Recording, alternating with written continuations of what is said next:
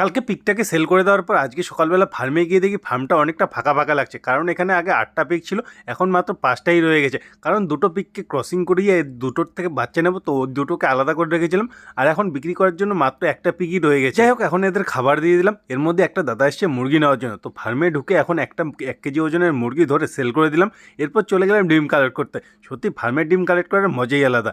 এরপরে মিস্ত্রিও চলে এসে, মিস্ত্রি এসে কাঠের যে তক্তাগুলো আছে জানলার, ওগুলোকে এখন ফ্রেম বাই ফ্রেম কাটতে শুরু করলো। আর আমি ওকে এখন যেতে হবে হাটে, যে ফার্মের মুরগির ডিমগুলো নিয়েছিলাম ওগুলো নিয়ে গিয়ে হাটে 10 টাকা পিস ধরে পাইকারি সেল করে দিলাম। আর আজকে হাটে এত বড় বড় মুরগির আগমন হয়েছে, এক একটা মুরগির ওজন মোটামুটি 5-6 কেজি। এগুলো কয়লার বলে। আর হাটে যখন চলে এসেছি, তো চলে গেলাম মাংস কাটার ওখানে গিয়ে দেখি একটা পিক কাটা হচ্ছে, আর একটা 50 কেজির ওজনের মাংস অলরেডি বিক্রি হয়ে গেছে। তো আমিও ওখান থেকে 1 কেজি নিয়ে এলাম। এখন এটাকে পরিষ্কার করাটা খুব জ্বালা, এর লোমগুলোকে পরিষ্কার করাটাই জ্বালা। তো গরম জলের মধ্যে এটাকে 2 মিনিট চুপিয়ে নিলাম। এরপরে যখন মাংসটা নরম হয়ে গেল, তো ভালোভাবে পরিষ্কার করে এখন এটাকে কেটে রাখলাম। এখন রান্নাও তো করতে হবে, তো আর কি, পেঁয়াজ রসুন আর সাথে মশলাটাকে আগে ভালোভাবে ভেজে মাংসটাকে ছেড়ে দিলাম। এরপর মাংসটাকে কষাতে শুরু করলাম। মাংস কষানি হতে হতে এদিকে ভাতও হয়ে গেছে, তো মাংসটা কষানিও কমপ্লিট। এরপর রান্না কমপ্লিট হতেই ফটাফট স্নান করে এখন গরম ভাতের সাথে মাংস নিয়ে বসে পড়লাম। সব থেকে ডিমান্ডিং পিস হলো এই চর্বিটা খেতে খুব মজা লাগে, তো ভাতের সাথে খেয়ে নিলাম। সত্যি এক কথায় অসাধারণ খেতে হয়েছে। এরপর আমি চলে গেলাম মিস্ত্রির সাথে একটু হেল্প করতে। জানলার তক্তাগুলো তো বানানো কমপ্লিট হয়ে গেছে, এখন এটাকে শক্ত করার জন্য এর মধ্যে কাঠের একটা ফ্রেম লাগিয়ে নিল। ফাইনালি দুটো জানলার দুটো তক্তা বানানো তো কমপ্লিট হয়ে গেল। আজকের মতো কাজ এখানেই শেষ।